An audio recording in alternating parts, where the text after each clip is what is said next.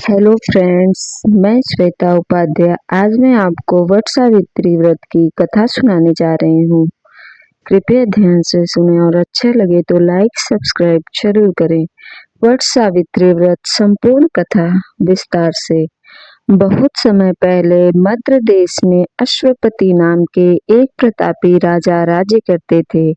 उनके पास धन वैभव और सुख सुविधाओं की कोई कमी नहीं थी, लेकिन उन्हें संतान सुख प्राप्त नहीं था। संतान की इच्छा से राजा और रानी वर्षों तक माता सावित्री की कठोर तपस्या और पूजा की।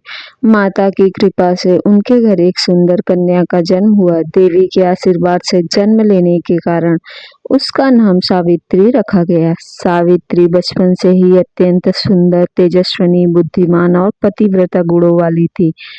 जब सावित्री विवाह योग्य हुई तब राजा अश्वपति ने उसके लिए योग्य वर खोजने को कहा। सावित्री स्वयंवर की तलाश में निकली और वन में रहने वाले एक राजकुमार सत्यवान को अपना पति चुन लिया।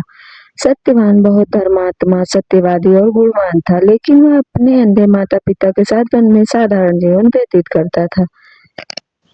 जब सावित्री ने अपने पिता को सत्यवान के बारे में बताया, उसी समय देव ऋषि नारद वहां आए। नारद जी ने कहा, सत्यवान सभी गुणों से युक्त है, लेकिन उसकी आयु बहुत कम है। विवाह के ठीक 1 वर्ष बाद उसकी मृत्यु निश्चित है।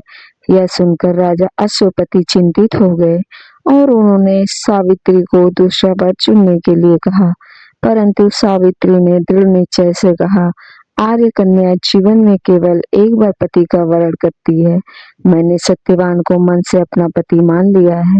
सावित्री की दृढ़ता देखकर राजा ने उसका विवाह सत्यवान से कर दिया। वन का जीवन और सावित्री का व्रत। विवाह के बाद सावित्री अपने सास ससुर की सेवा और पति के साथ वन में रहने लगी। धीरे धीरे 1 वर्ष पूरा होने लगा। नारद जी की बात सावित्री को याद थी। जिस दिन सत्यवान की मृत्यु का समय निकट आया, उसने 3 दिन पहले सावित्री ने कठोर व्रत और तपस्या आरंभ कर दी। निर्धारित दिन सावित्री ने उपवास रखा। सत्यवान लकड़ी काटने जंगल जाने लगे तो सावित्री भी उनके साथ चली गई। जंगल में काम करते समय अचानक सत्यवान के सिर में तेज पीड़ा हुई। वह थककर सावित्री की गोद में सिर रखकर लेट गया और कुछ ही क्षणों में उनके प्राण निकल गए। यमराज और सावित्री का संवाद। तभी महामृत्यु के देवता यमराज प्रकट हुए और सत्यवान के प्राण लेकर दक्षिण दिशा की ओर चल पड़े।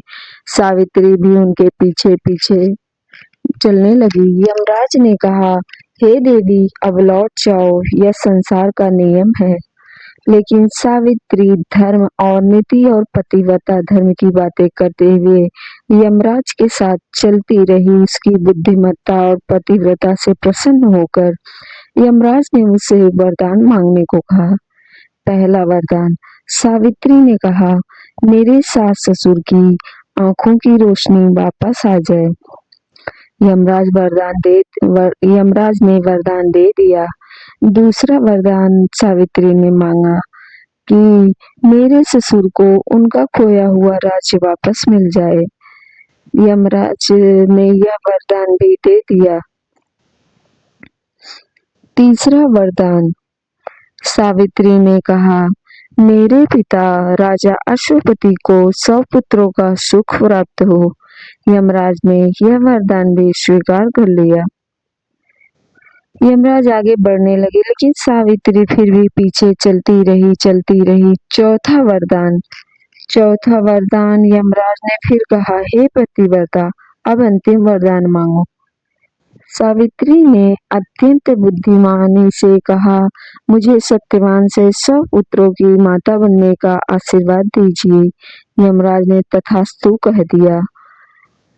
फिर उन्हें ध्यान आया कि बिना सत्यवान के जीवित हुए यह वरदान पूरा नहीं हो सकता।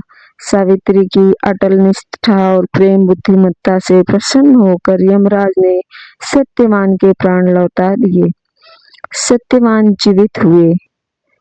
सत्यवान पुनः जीवित हो उठे। दोनों अपने आश्रम लौट आए। वहां जाकर उन्होंने देखा कि सास ससुर की आंखें आंखों की रोशनी लौट आई थी और उन्हें उनका राज्य भी वापस मिल गया था।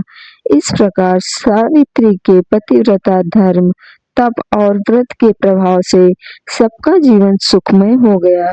व्रत का महत्व। वट सावित्री व्रत का सुहागिन महिलाएं अपने पति की लंबी आयु, सुख समृद्धि और अखंड सौभाग्य के लिए करती हैं। इस दिन वट वृक्ष की पूजा की जाती है क्योंकि वट वृक्ष को दीर्घायु और त्रिदेवों का प्रतीक माना गया है। मान्यता है कि श्रद्धा और विधि पूर्वक यह व्रत करने से वैवाहिक जीवन सुखी रहता है तथा पति की आयु बढ़ती है। बोलो वट सावित्री माता की जय।